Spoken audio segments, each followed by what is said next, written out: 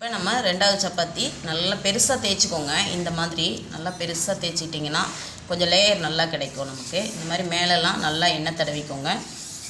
அப்போ தான் நமக்கு அந்த இதை மடக்கும் போது ரொம்ப சூப்பராக இருக்கும். பொரிக்கும் போதும் நமக்கு அந்த மாவு திரளாக இருக்காது. இப்போ இந்த மாதிரி எண்ணெய் நல்லா தடவிட்டு இப்போ இந்த மாதிரி நல்லா இது பண்ணிக்கோங்க. இந்த மாதிரி மடக்குங்க. இப்படி நல்லா வச்சுக்கோங்க. சும்மா மடக்கிடாதீங்க. அப்படியே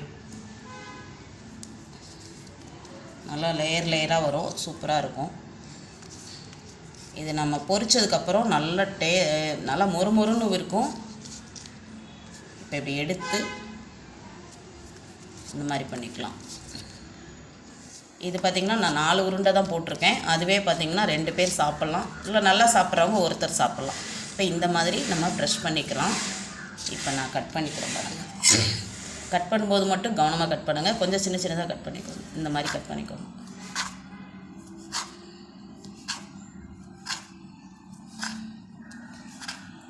இதில் பார்த்திங்கன்னா நம்ம இதில் இதை பொரிச்சிட்டு அதுக்கப்புறம் நம்ம கிரேவி செய்ய போகிறோம். இப்போ இந்த மாதிரி நம்ம எடுத்து ஒரு பிளேட்டில் வச்சிடலாம். இந்த மாதிரி ஒரு பிளேட்டில் வச்சுட்டு நான் இன்னும் 2 இதை தேய்ச்சிட்டு உங்கள்கிட்ட காட்டுறேன். பாருங்கள், இந்த மாதிரி நம்ம லேயராக கட் பண்ணி வச்சுருக்குறோம். மாவு தேய்ச்சிட்டு கோதுமை மாவு.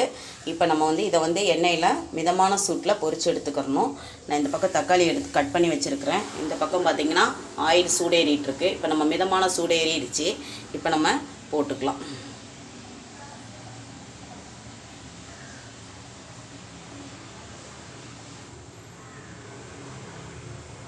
இப்போ நம்ம ஆயில் சூடேறிடுச்சு. இந்த மாதிரி போட்டுக்கோங்க. இந்த மாதிரி போட்டுக்கோங்க. பொறுமையாக போடுங்க. ரொம்ப கவனமாக போடுங்க. எண்ணெய் கையில் தெரிச்சிடாமல் பொறுமையாக போடுங்க.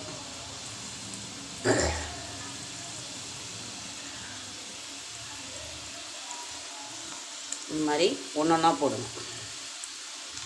நல்லாயிருக்கும் இந்த பிரேக்ஃபாஸ்ட்டு. நீங்கள் ஈவினிங் ஸ்நாக்ஸுக்கு கூட குழந்தைங்களுக்கு கொடுக்கலாம்.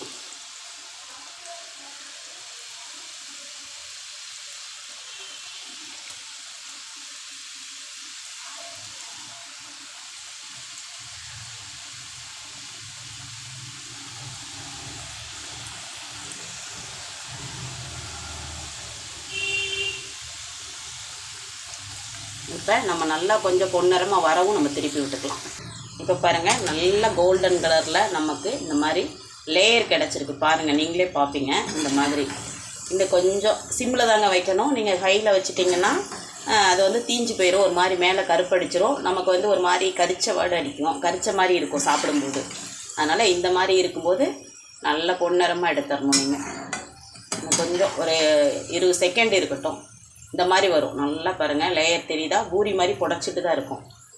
இது நல்லாயிருக்கும். இந்த ஸ்நாக்ஸ் இந்த பிரேக்ஃபாஸ்ட் பார்த்திங்கன்னா ஸ்நாக்ஸ் ஈவினிங் ஸ்நாக்ஸுக்கும் நம்ம நல்லா குழந்தைங்க வந்தவொடனே சுட நீங்கள் செஞ்சுட்டு இதை நல்லா உடச்சி விட்டுட்டு நல்லா வெங்காயம் தக்காளிலாம் போட்டு நம்ம கிரேவி மாதிரி செஞ்சு இதை எடுத்து போட்டு கொடுங்க. குழந்தைங்க இது என்னதுன்னே கேட்பாங்க. தெரியாது அவங்களுக்கு நீங்கள் கோதுமை மாவில் தான் செஞ்சீங்க அப்படிங்கிற மாதிரி தெரியாது. இப்போ நல்லா ஒரு நிமிஷம் இருக்கட்டும். அதுக்கப்புறம் நான் காட்டுறேன், எடுக்கும்போது காட்டுறேன். இப்போ பாருங்கள், நம்ம சூப்பராக ரெடி ஆயிடுச்சு. இந்த மாதிரி இதில் இருந்தால் தான் நம்ம உடைக்க முடியும். ரொம்பையும் கருகிடக்கூடாது. இங்கே பாருங்கள். இப்போ நம்ம எடுத்து ஒரு பாத்திரத்தில் போட்டுக்கலாம். இந்த மாதிரி சவுண்டு வரணும், பார்த்துக்கோங்க.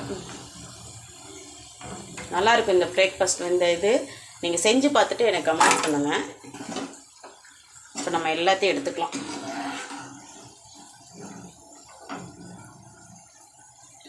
இப்போ நான் எல்லாத்தையும் எடுத்துகிட்டு காட்டுறேன்.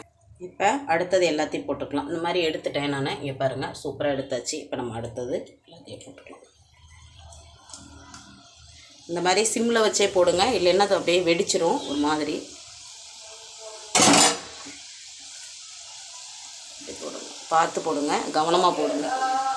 இப்போ நம்ம ஒரு நிமிஷம் கழித்து பெரட்டி விடும்போது காட்டுறேன். இப்போ பாருங்கள் எப்படி மொறுமொறுன்னு இருக்குன்னு பாருங்கள். இதை இப்படி பார்த்திங்கன்னா சூடாக இருக்குது. இப்போ நம்ம கொஞ்சம் சூடு ஆறினோன்னு அப்படியே உடச்சி விடுங்க. சாஃப்டாக இருக்கும், மொறுமொறுன்னு இருக்கும். டேஸ்ட் நல்லாயிருக்கும். இப்போ நம்ம எல்லாத்தையும் எடுத்துடலாம். அவ்வளோதான், போட்டாச்சு. நம்ம இந்த மாதிரி எல்லாத்தையும் எடுத்து இந்த மாதிரி பாத்திரத்தில் போட்டுக்கோங்க.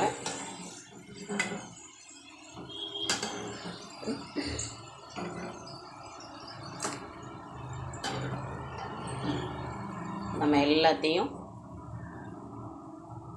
இதை பாருங்கள், நல்லா சூப்பராக தெரியும் உங்களுக்கேவும்.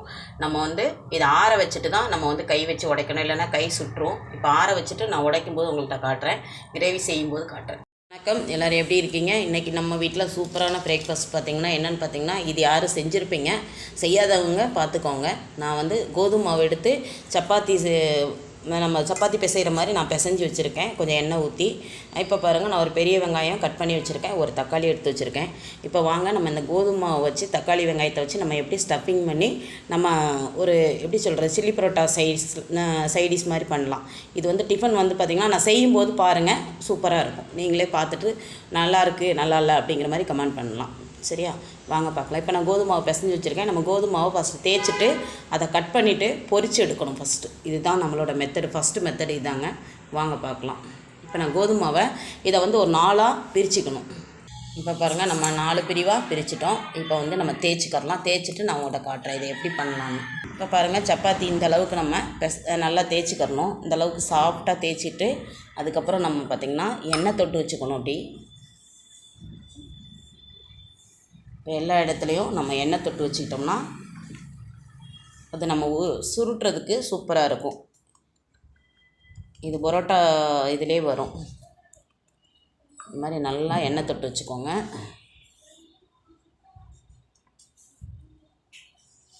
இது மாதிரி எண்ணெய் தொட்டு வச்சுக்கிட்டு நம்ம மடக்கும்போது காட்டுறேன். இப்போ நம்ம நல்லா எண்ணெய் தடவியாச்சு. இப்போ பாருங்கள், இந்த லெவலில் நம்ம பரோட்டா சுருட்டுற மாதிரி இந்த மாதிரி சுருட்டிக்கோங்க.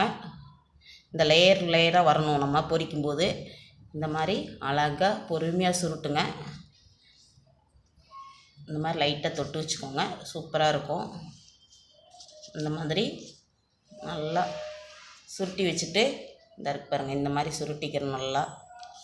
இப்போ இதை நம்ம என்ன பண்ணுறோன்னா கட் பண்ணிக்கலாம்.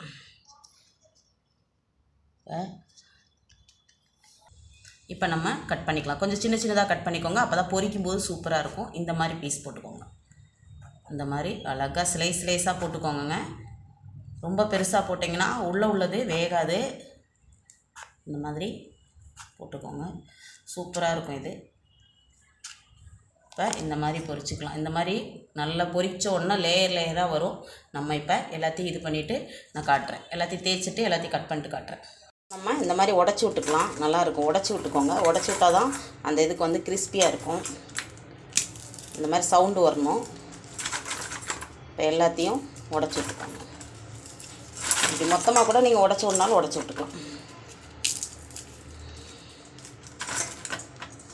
நம்ம எடுக்கிறத பொறுத்து தான் இந்த மாதிரி சவுண்டு நல்லா வரும், மொறுன்னு வரும்.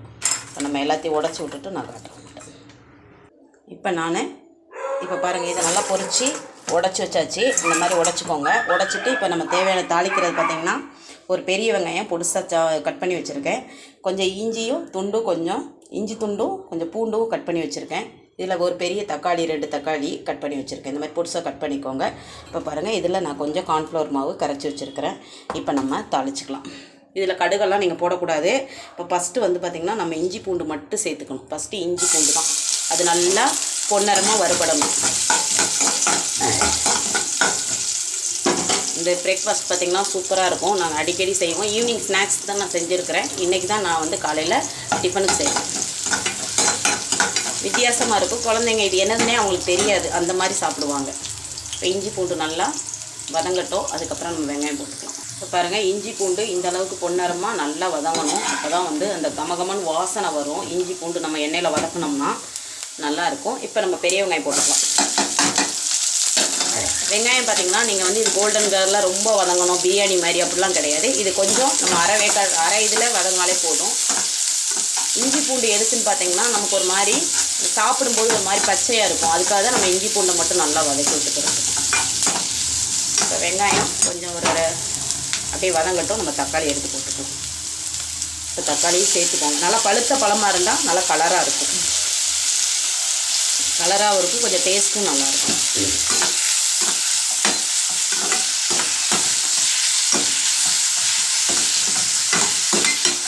இப்போ தக்காளி வெங்காயம் கொஞ்சம் அரை வயது வதங்கட்டும், நம்ம பார்த்துக்கலாம். இப்போ பாருங்கள், கொஞ்சமாக நம்ம உப்பு சேர்த்துக்கலாம். ஏன்னா நம்ம வந்து ஏற்கனவே பார்த்திங்கன்னா நான் கோதுமை மாவு பிசையும் போது உப்பு சேர்த்து தான் நம்ம பொரிச்சு எடுத்துருக்கோம். இப்போ நம்ம கிரேவிக்காக நம்ம வந்து பாருங்கள் நல்லா வதங்கிடுச்சு. இந்தளவு வதங்கினாலே போதும்.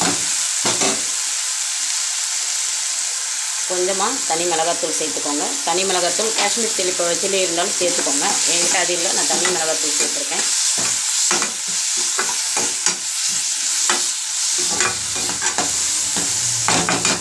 இப்போ இது பச்சை வாடை வந்துட்டுக்கும் நம்ம வதக்கிக்கிறோம். இப்போ இதில் கொஞ்சமாக கார்ன்ஃப்ளவர் சேர்த்துக்கலாம். இதை டீ சேர்த்துக்கோங்க. சும்மா கொதிக்கும் தட்டிக்கும்.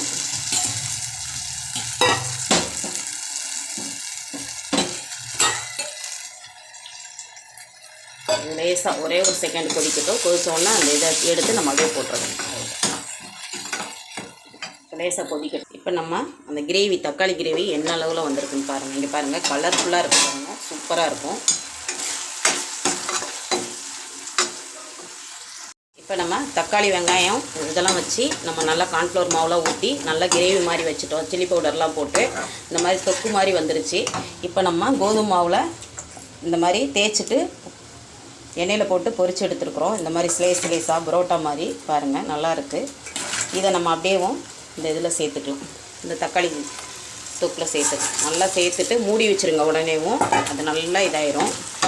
ஏன்னா இது கொஞ்சம் மொறுமொறுப்பாக இருக்கும். இந்த மாதிரி கிளறி விட்டுக்கோங்க. நல்லா சூப்பராக இருக்கும். நமக்கு காலையில் பார்த்திங்கன்னா பிரேக்ஃபாஸ்ட்டுக்கு இது நான் 4 உருண்டை போட்டு தேய்ச்சி மடித்து அந்த மாதிரி பண்ணேன். இது வந்து இந்த லிங்க் வந்து நான் கீழே கொடுக்குறேன், நீங்கள் பார்த்துக்கோங்க. இது நல்லா இருக்கும், சூப்பராக இருக்கும். இந்த மாதிரி கலர்ஃபுல்லாக வரும். கொஞ்சம் கார்ன்ஃப்ளவர் சேர்த்துக்கோங்க, அதில் டேஸ்ட் நல்லாயிருக்கும். இப்போ நம்ம லேசாக மூடி வச்சுட்டு நம்ம பார்ப்போம். ஒரு நிமிஷம்.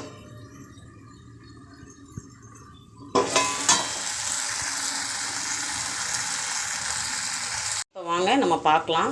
அந்த பரோட்டாவோடது போட்டோம், எப்படி நல்லா கிரேவி மாதிரி ஆயிடுச்சு பாருங்கள். உங்களுக்கே தெரியும், நல்லா இதாகிடுச்சு.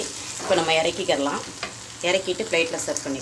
இன்றைக்கி நம்ம வீட்டில் பிரேக்ஃபாஸ்ட் என்னன்னு பார்த்திங்கன்னா, கோதுமை மாவு வச்சு நம்ம இந்த மாதிரி கோதுமை மாவை நல்லா சப்பாத்தி மாவு இதுக்கு பிசைஞ்சிட்டு நம்ம வந்து நல்லா நைஸாக தேய்ச்சிட்டு அதை நல்லா மடக்கி இந்த மாதிரி ஸ்லேஸாக கட் பண்ணி எண்ணெயில் போட்டு பொரித்து தக்காளி வெங்காயம் இஞ்சி பூண்டெல்லாம் போட்டு நல்லா வதக்கிட்டு சில்லி பவுடர் போட்டு நம்ம வந்து கார்ன்ஃப்ளவர் மாவு கலக்கி ஊற்றி இந்த மாதிரி வந்து சில்லி பரோட்டா மாதிரி கோதுமை மாவுலேயே நான் செஞ்சுருக்கிறேன். இந்த மாதிரி இந்த பிரேக்ஃபாஸ்ட் பார்த்திங்கன்னா ரொம்ப சூப்பராக இருக்கும்.